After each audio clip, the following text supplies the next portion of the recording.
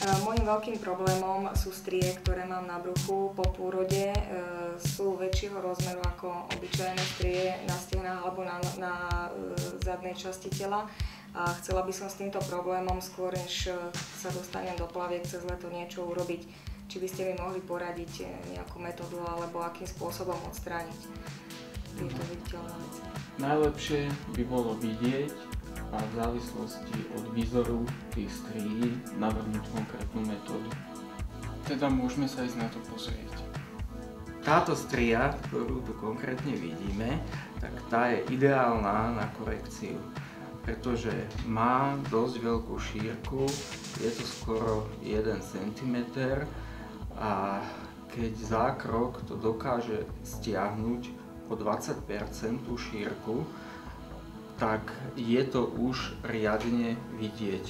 Proste všimne si to aj úplne nezainteresovaná osoba, ktorá nevie vôbec, či ste podstúpili nejaký zákrok alebo nepodstúpili. Na bolesť pri zákroku môžete zabudnúť, nakoľko sa používa anestetický krém.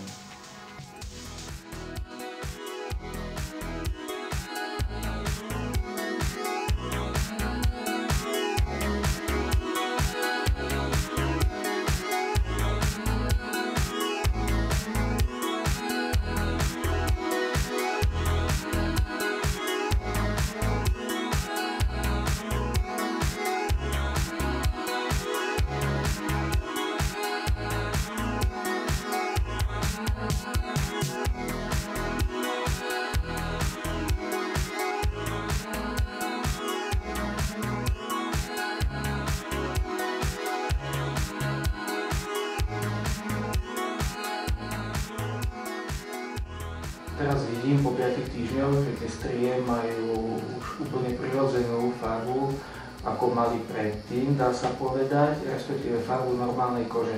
Ako dlho to bolo začervenané alebo ružové?